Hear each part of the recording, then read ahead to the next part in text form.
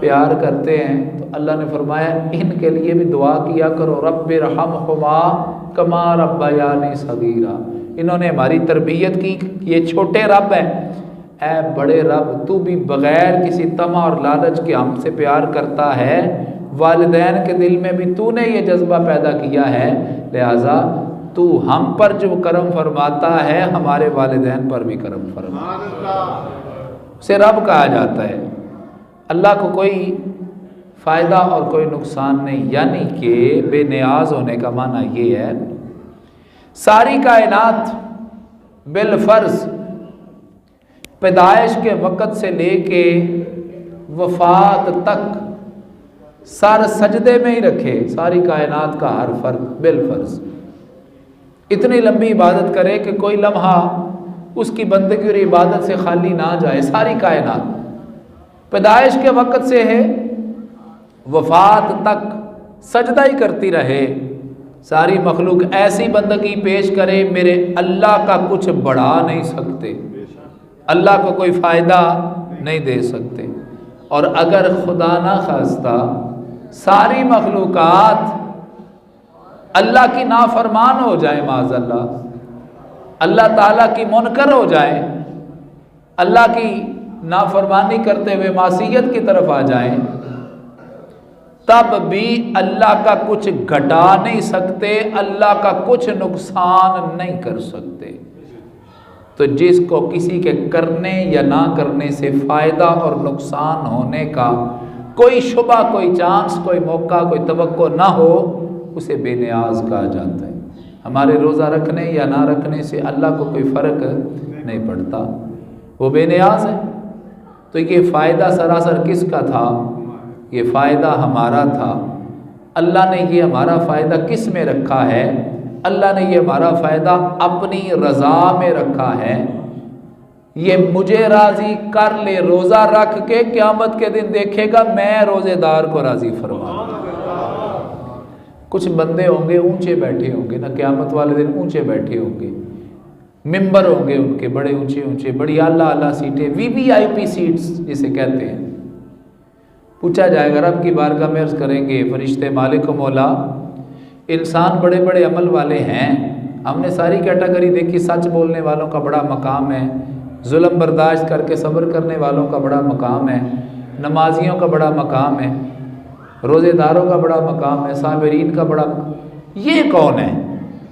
تو اللہ تعالیٰ ارشاد فرمائے گا یہ کیٹیگری رکھی ہے جس کام میں بھی میں راضی تھا یہ اس کام میں راضی ہو جایا کرتے تھے، یعنی کہ جس کام میں راضی ہوں، یہ بھی اپنی رضا اسی کام کو بنا لیتے تھے، اپنے نفس کی چاہت کو چھوڑ دیا، اپنے نفس کی مرغوبات کو چھوڑ دیا۔ میرا دل کیا کرتا ہے یہ تو ہے ہی کچھ نہیں نا، میں تو پیدا ہی اپنے اللہ کو منانے کے لیے ہوں، میں پیدا ہی اللہ کو راضی کرنے کے لیے۔ تو یہ ساری زندگی مجھے راضی کرتے رہے، آج میرے پاس آئے ہیں تو میں ان کو راضی فرما رہا ہوں۔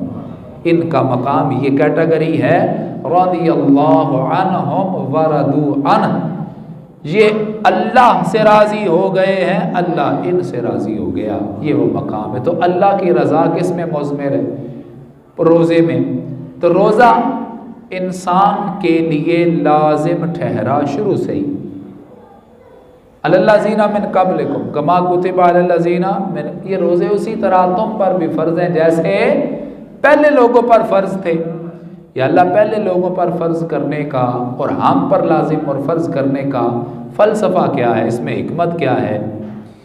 تو اس میں حکمت ہونے کے لحاظ سے اللہ تعالیٰ نے فرمایا لعلکم تتقون، تاکہ تم متقی پرہیزگار اور ستھرے بن جاؤ۔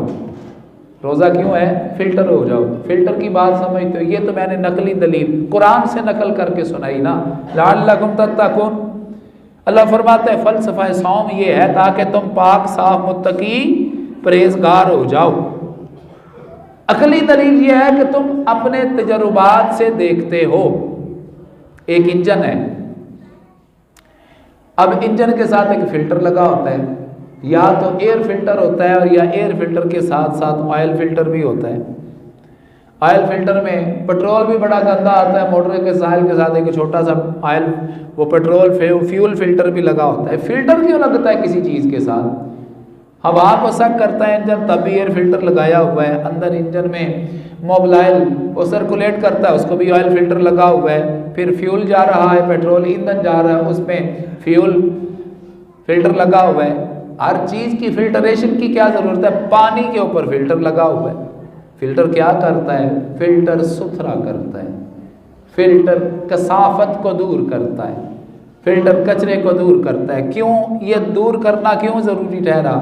انجن تو بھائی ویسے بھی چل رہا تھا، پانی تو دوسرا بھی پیا ہی جا سکتا ہے، اور کچرا ہو بھی تب بھی چل تو جائے گی مشینری، مگر زیادہ دیر چل نہیں پائے گی۔ اس کی صحت مضمر اور پوشیدہ ہے کہ اس کو جو بھی مواد دیا جائے وہ صاف اور شفاف دیا جائے۔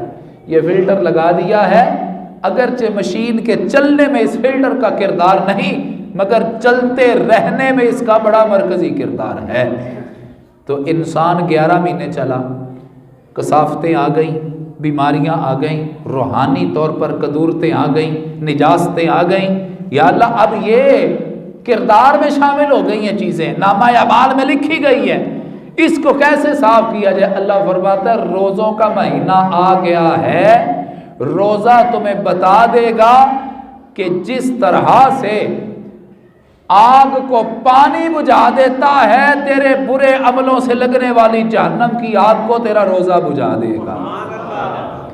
تجھے تزکیہ کا درس بھی روزے سے ملے گا، تجھے احسان اور قربانی کا سبق بھی روزے سے ملے گا، تجھے برداشت اور قوت کا درس بھی روزے۔ ایک روزہ ہے، دیکھ تو صحیح، ایک روزے کے اندر تجھے سبق کتنے دیے گئے۔ ایک روزہ کیسا تیرا معلم بن کے آیا، کیسا تیرا ٹیچر ہے کہ صبر کیسے کیا جاتا ہے، روزہ رکھ کے دیکھ لے۔ بھوک برداشت کیسے کی جاتی ہے، روزہ رکھ کے دیکھ لے۔ صبر، بھوک برداشت کرنا، احسان، قربانی، تحمل، نگاہ کا پاک ہونا، کانوں کا صاف ہونا، یہ ساری چیزیں اللہ کو شارک سے زیادہ قریب جان کر ہر عمل سے اللہ کی بارگاہ میں حاضر ہونے سے ڈرنا کہ کہیں میرا اللہ ناراض نہ ہو جائے، حضوری کا عقیدہ، اللہ تعالیٰ سے تقرب کا نظریہ، یہ ساری چیزیں ایک روزہ تجھے عطا فرماتا ہے۔ تو گویا کہ روزہ اور انسان لازم و ملزوم ٹھہرے، شروع سے انسان کے ساتھ روزہ اس لیے لگا رہا۔ حدیث شریف سنیے، اب حدیث شریف کی لذت یہ ہے جو میں پڑھنے لگا ہوں، یہ حدیث نبوی بھی ہے، یہ حدیث قدسی بھی ہے۔ حدیث نبوی کیا ہے؟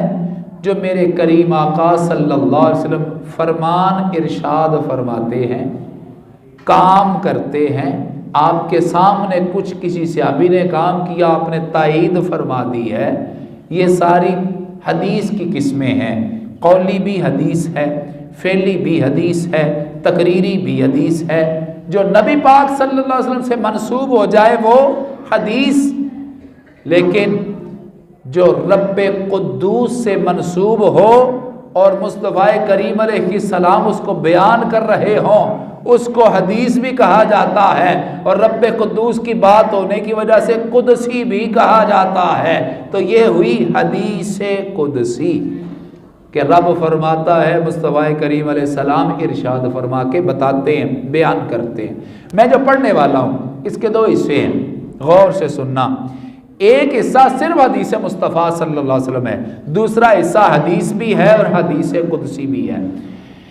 پہلا حصہ، نبی پاک صلی اللہ علیہ وسلم نے ارشاد فرمایا، یضاعف عمل ابن آدم، اللہ تعالی حضرت آدم علیہ السلام کی اولاد یعنی کہ آدمی کے عمل کو بڑھا دیتا ہے۔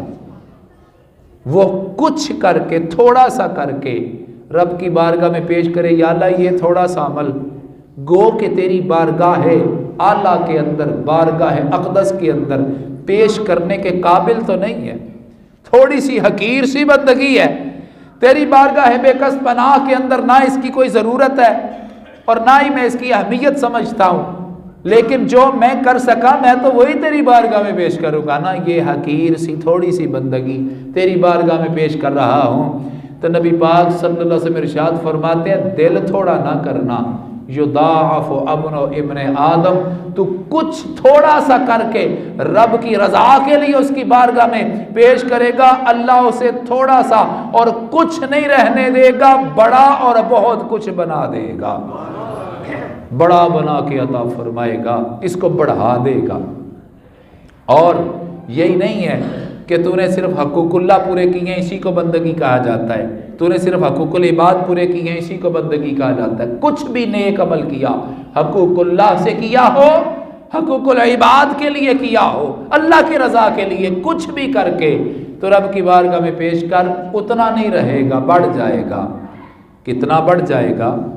अगर कोई कहे कि तेरी सैलरी बढ़ गई है, 50% बढ़ गई है, बड़ी खुशी की बात होती है। 10% बढ़ जाना बड़ी बात होती है। ये 50% ही बढ़ा दी है, वो बड़ा खुशी से फूला नहीं समाएगा। 50% है अभी, अगर कहा जाए 80% बढ़ा दी है, यानी कि 80% बढ़ा दी है, तो कोई कहता है कि मेरा इतना ही काम पसंद आ गया कि इतनी ज़्यादा आपने तनख्वाह बढ़ा दी। कोई कहे कि नहीं, परसेंटेज भी नहीं, अब 200% यानी कि 2 गुना तेरी तनख्वाह हो जाएगी।